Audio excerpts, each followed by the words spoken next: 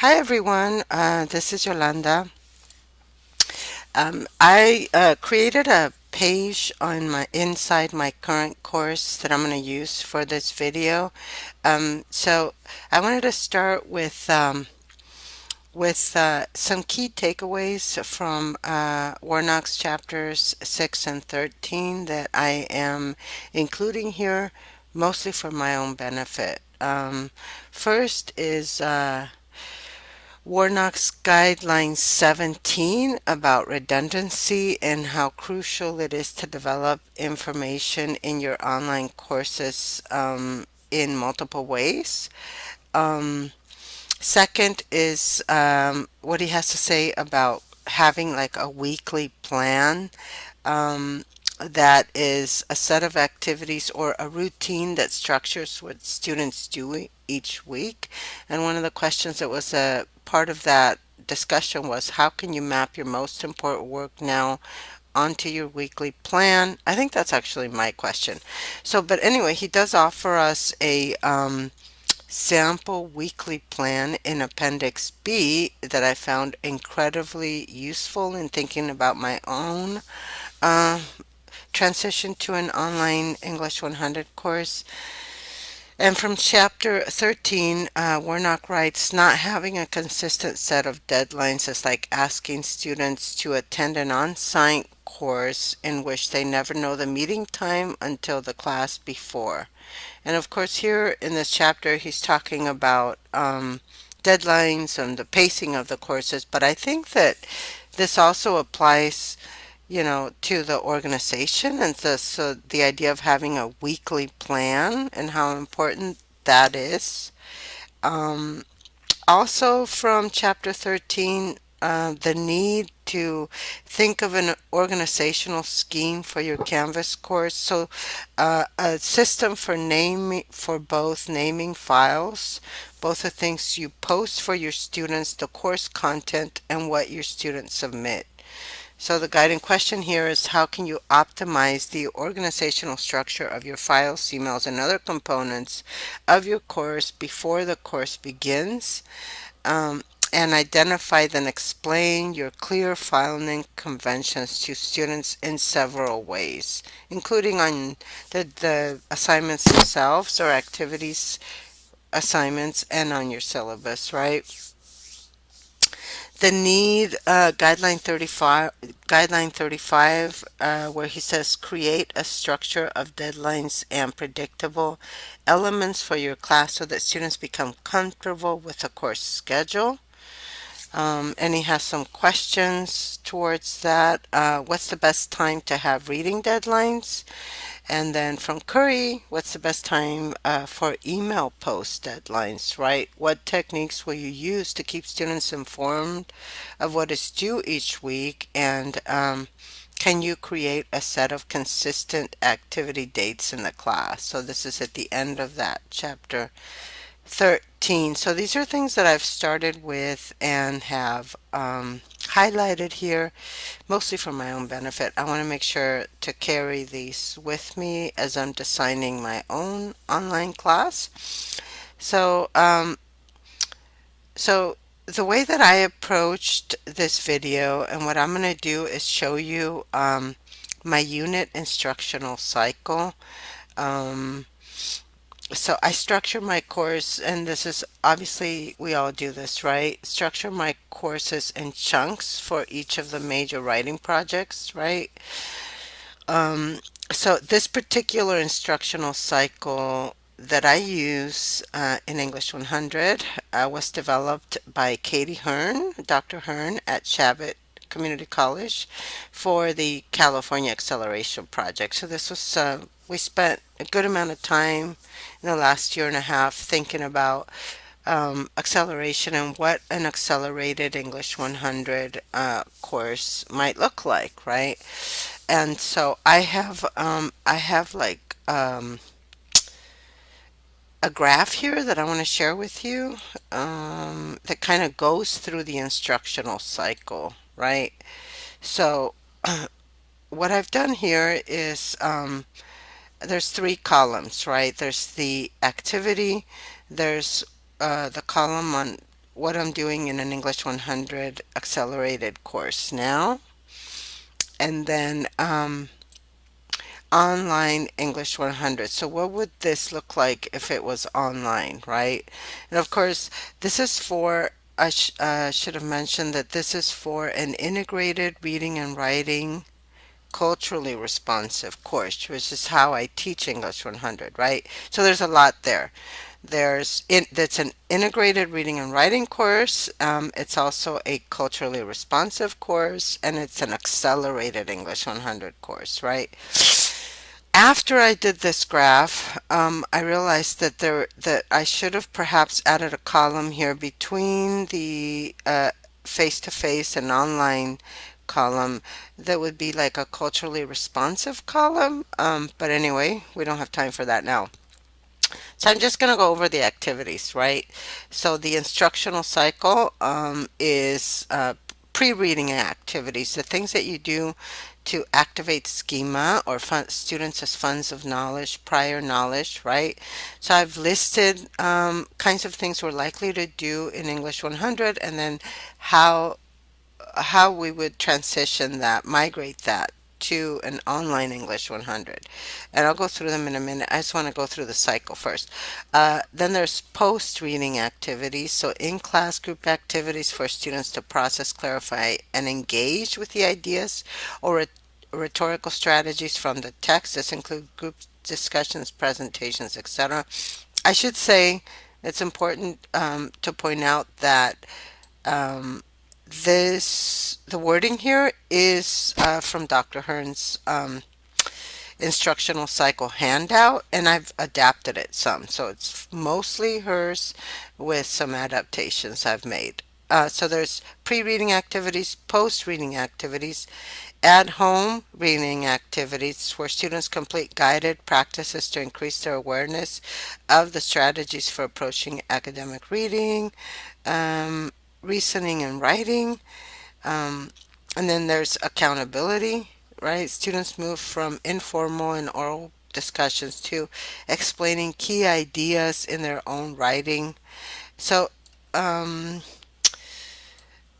after that, we have essay writing workshops. So, well, usually in a face-to-face class, this would be in-class work on the different issues that the students as a class need help with, right? Um, so this includes students move from explaining discrete portions of the reading to integrating, synthesizing, and building thesis statements, right? Students must articulate and support their own purpose while demonstrating clear understanding of the reading. So the idea is like to guide students to use the readings as critical thinking tools to develop their own thinking and careful reading and writing, right? And then the last on this instructional cycle is, of course, when students turn in their essay evaluation or assessment process. So here we have just-in-time revision activities as part of that day where the essays are due or writing projects. And then also give students the opportunity to focus on issues that need work. And then instructors have opportunities to write self-reflections and practice metacognition as they finish their essays. So, so that's the instructional cycle for an accelerated English 100. And I don't have time to go through sort of each of these, right?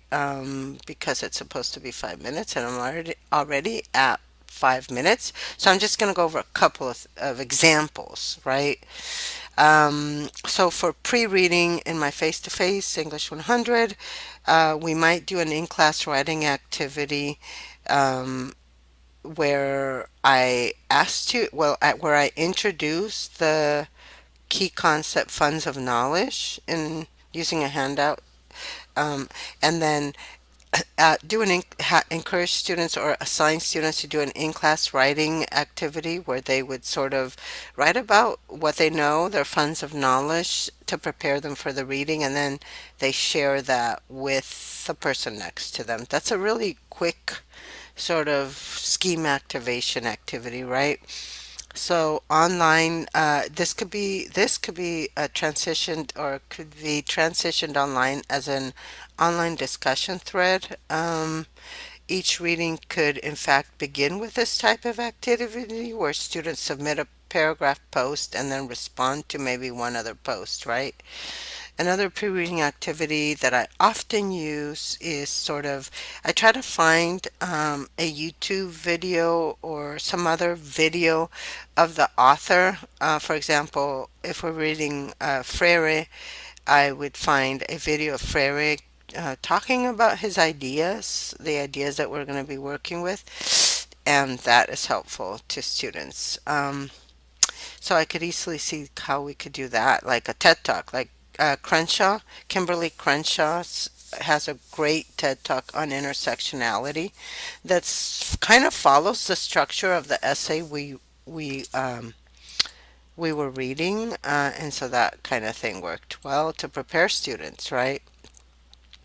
The other thing that we do to prepare students in English 100 is engaged difficulty is a theme in the class. Like this is something that I'm very explicit. We're going to work on, instead of skipping the difficult parts of a reading, actually like be curious about them. And so I have students read about engaged difficulty and how that pushes their learning. I'm gonna skip here. I'm gonna skip here because I'm running out of time. Okay, workshops, right? We all use workshops. In my face-to-face courses, we use guided peer reviews, focusing on different issues. For example, we could do a first draft peer review focusing on like purpose, thesis statements, topic, sentence, overall structure, or we could do a peer review in an almost final draft focusing on how students are using the readings to develop their own analysis, their own thinking within the body paragraphs. So each peer review is carefully guided with very specific objectives outlined at the top. And then I have steps, right? Like the instructions are very clear, like first do this, then you're going to do this. And sometimes I pair students up instead of letting them self-select their peer review partner. It just depends on who's in my class, right? So I could see the peer reviews we do face to face could migrate to an online writing course easily. I don't know about easily actually, but it can definitely be done. I could post a peer review for essay X with instructions. And outline the deadline for completing the peer review. And I think I would have to assign a grade for a student's peer review. So the question I have is like, how does that work? How do you manage that sort of grading of the peer reviews in addition to the essays, right? Let's see. We do complete post writing reflections in my English 100 class. These are like taking stock activities so that students can think about what they did well in this essay. Of course, using the rubric, right? What did you do well based on the rubric and what you know we're working on in this class? And then I want them to set very specific goals for their next essay because I think the more specific they can be, the better, right? And then it's really cool to see students like review these reflections, post writing reflections at the very end, and see how much they have indeed learned. All right. So that's it for the instructional cycle. So my the point of doing this exercise, which is this is only the beginning, right? This is only a starting point for me. But what I would like to do is use this as a tool to help me figure out what this weekly plan might look like in an online class, right? So that's why I've included it here. Also, so I've included a sampling of handouts and assignments that I think could easily migrate. So here, for example, is a handout on metacognition, and we watch a video on metacognition. So I could see that this could be a page, right? On instead of a handout, it could easily be a page, and it would actually be a lot more exciting because it could have like the video that I'm linked here could be here, right? Um, and another one that I often use, another sort of keyword or key concept is this genre, right? And I could see how if this was a page on Canvas, it'd be really cool to link up to some of these articles, right? Um, some questions for a second reading is something I often do. Um, and then here's a graphic organizer for Crenshaw that I think it'd be really neat to try to do this as a collaborative group project. Because Crenshaw is a difficult piece to read, right? So to have groups collaborate to basically complete this online as a Google Doc of some sort. And then, I can see in terms of getting ready to write, oops, let me see. In terms of getting ready to write an essay, I could see how we could do like this essay worksheet kind of thing, or outlines like this to get students to kind of think about the structure and how they're going to construct their essay, their analysis. Let's see what else. Okay, so I wanted to finish just by looping back to our last unit on equity, accessibility, and universal design. So I've linked to a handout here, which is totally useful to me, which is on how to create universally accessible PDFs, right? Many of us use PDFs, and so this explains that. And then I've also included below six things we can do that are not labor intensive before our course begins to make our course more welcoming to our diverse students. So we could send a welcome letter as an announcement to let students know they will be okay even if they feel a bit unprepared or very unprepared. We could post or send them a welcoming video introducing ourselves so they can A, see how cool you are, or at least that you're a nice person, and B, get excited about the readings and work ahead. Um, I I've seen that I think that the videos that are most successful are the ones that are fun, where the professor's doing, instructor is doing something fun or doing something funny or sharing something personal, like if they're struggling to finish their dissertation or they tell a story of how they struggled with writing or with another subject. Those are really humanizing to students, right? And welcoming. Also, you could include a diversity statement, and a diversity statement is just a paragraph that that you could add to your welcome letter, or it could be on. I put this on my syllabus, and I also have. It's also a page on my Getting Started orientation module. I also include in my orientation module a preferred pronoun statement, right? Well, that explains why they matter, right? And so I think this is important. So I'm saying include a what's your preferred pronoun statement and activity. For example, you could ask students to introduce themselves to the class using a video, or maybe create a picture collage that they assemble using images from their social media. This is something that we talked about. And then ask them to begin by stating their preferred pronoun. And you could add an image to your course shell that is culturally responsive. That's number five. And that is super, super easy to do. All you have to do is, if you're here, go to your settings, and then, so if you have an image on your desktop, you just click on this thing right here and drop the image in there. It's super easy and makes a big difference. I'll show you what mine look like real quick. So this is from a mural. These two are murals by Juana Alicia. She's a Chicana muralist from the Bay Area, and her stuff is available on her website at juanalicia.com. Um, so going back to